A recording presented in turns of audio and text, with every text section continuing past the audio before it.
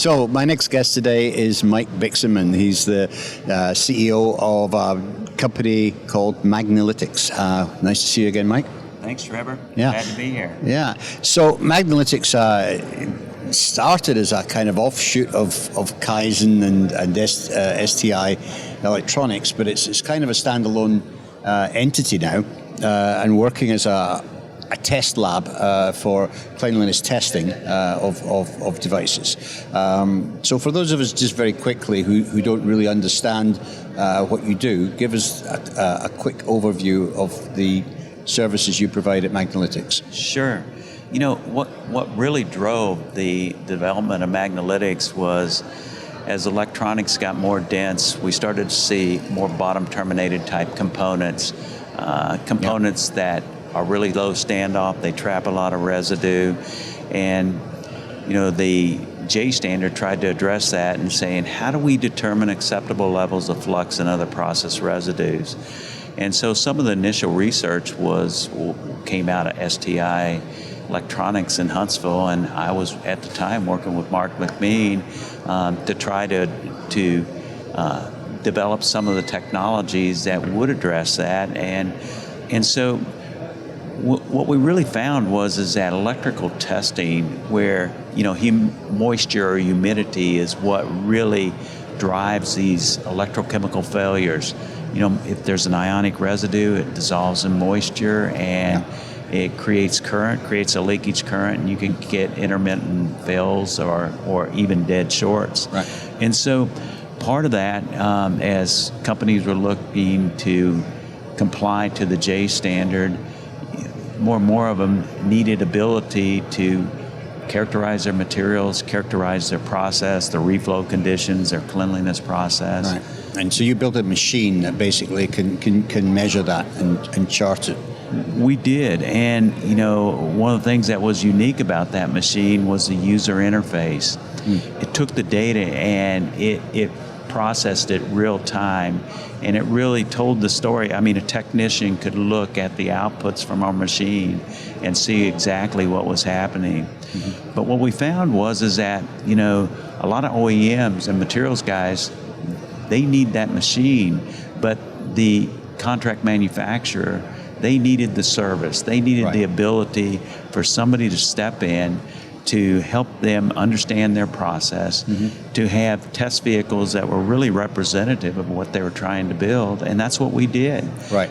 So you've developed a series of different test coupons that represent different conditions that these electronics assemblies might go through in the cleaning process, and so you marry the test coupon, or use one that's closest to what they're doing, and use that as a... Yep, that's exactly correct. When we think about the problem's really component specific and process specific. It's not across the entire board.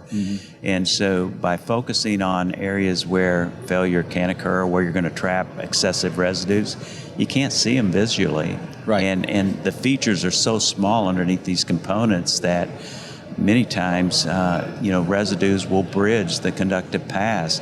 So by doing that, we can help them select the best soldering materials that are available to build for reliability, whether you want to build to no clean or if you're cleaning them. We can help them understand, if they're cleaning their parts, are they truly cleaning them, or are they leaving partially clean flux residues? Right. And if they are, what's the risk to reliability? We can help them, if they're running a cleaning process, to understand how it changes over the course of time. Right. So some of the services that we provide is really good information that they can use to build the most reliable electronics for their clients, their customer. Okay. So how many different test coupons do you have, and can you have, for example, if a customer really wants it, can you do a custom coupon? Yeah, so what we do is we want to make it easy. So we design the test coupons, we build the components for the test coupons, we sell them in kits, and we keep them in stock. So when they want to order one, we ship it out, and they can run their test and send them back to us. But as far as how many test boards we built over time, we've built a lot, and we have about 8 or 10 that are standard test boards, but we also have done a significant number of customer-specific test boards that are really owned by the customer to help them look at exactly what it is that they're doing in their process. So that's another unique feature of our business is that we have a design team. You're going to have to try and mimic, I guess, the not just the component geometry or challenges in there, but also the sort of the using and the board finishes. Absolutely, because all of these things are going to matter. Yeah. So traditionally, like on a lot of the test boards, we'll use an anemic finish, but we've built boards with bare copper. We've used OSP, we've used immersion silver, we've used Enipig. So we do vary the finishes if that's a requirement. Okay, excellent. Okay, so the test services obviously have become the mainstream thing, but companies can still, if they feel there's enough volume there at the end of the day, they can still buy the machine and do it themselves on site. Absolutely. We make state-of-the-art test instruments, and we're always researching, evolving into that space. And so, our instruments are readily available, and a number of materials companies, OEMs, have purchased our machines. Okay. And then the other thing you have backing that up is you also have a consultancy component to this, so that if companies want advice, either to interpret in depth some of the reports you generate, or for any of the issues they might have with machines, you have got a consultancy service that can. Yes, we do.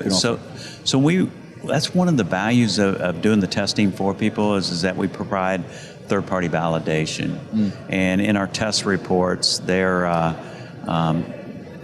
provide all the data out that we find, but more than just that, when we finish a report, we do a call with the client, and it's like a consulting call. If there's a problem, we help them understand what is causing the problem and how to go about fixing it. Right. Well, as I say, it keeps evolving, and as you said before we started, the market will always tell you what it needs. It always does. And it looks like you're responding to that. So it's great to hear, Mike, and I want to thank you for coming in and telling us about it today. Yeah, thank you, Trevor. Thank you for the invitation. Okay.